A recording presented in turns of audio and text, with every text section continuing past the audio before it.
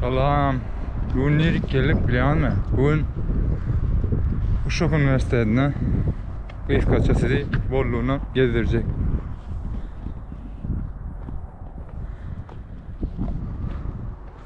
Beri giriş kapısı şeyler yukarı doğru giriş başlıyor.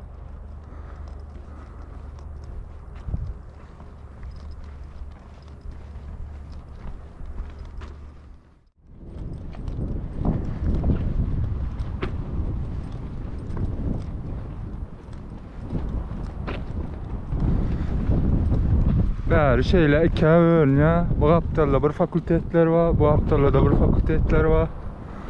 Karad ikiye bölünüyor.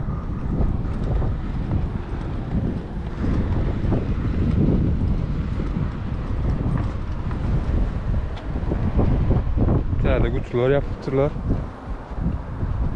Karad tabelalarda da görkezliyor size haysi tarafa gideceğini de karad yol görkezliyor haysi tarafa gitmeliğini de.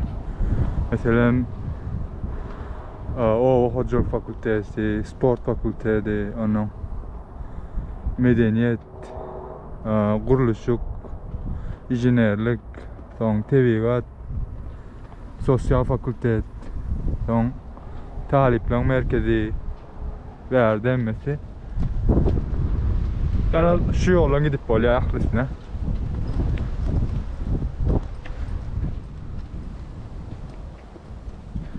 Bu ne? Şu görüyen binamız.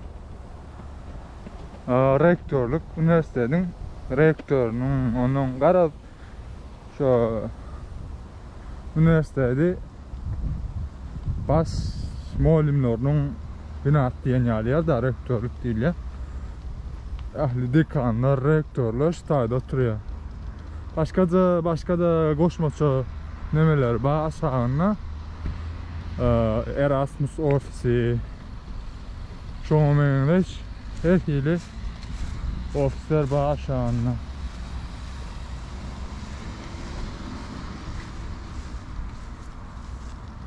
Şu rektörlük.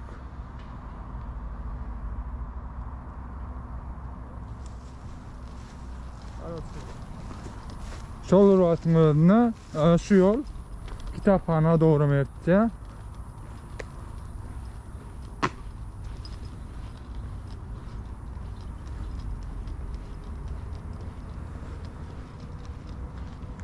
Kitaphana doğru mertçe. Berlerim Güzel Sanatlar Fakültesi'nin nemeleri var onunla.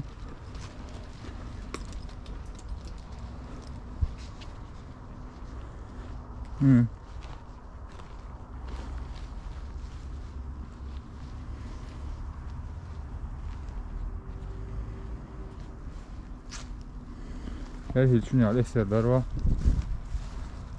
Şu kapıyı oradan gösterelim.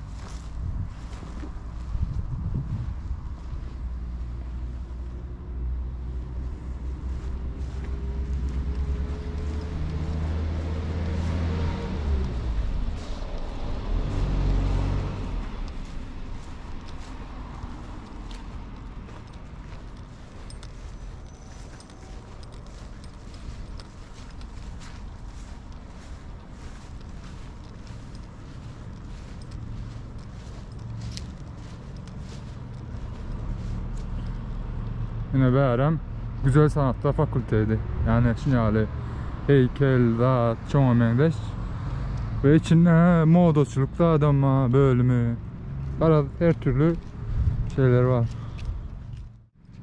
Bu bina olsa üniversitenin kitaphanası. Garaz bina vaktaysak bina hakikaten hem ulu, goy, tez üniversitesi olan tam kitaphanası hem tez. Birden Go kitaplar var içinde, onun kompüter, yürüyte, otolar var okuma için. Arada ahli şartları dörödülen içinde, üstüne okuyucular için kafeterya bölümleri de var içinde, onun içinde muallimler bile tapak geçip bilecek yerlerin dağıdın ama Garaz Goy, kitaphanası Goy. Kıyıskaça şun yani. Görködeyin.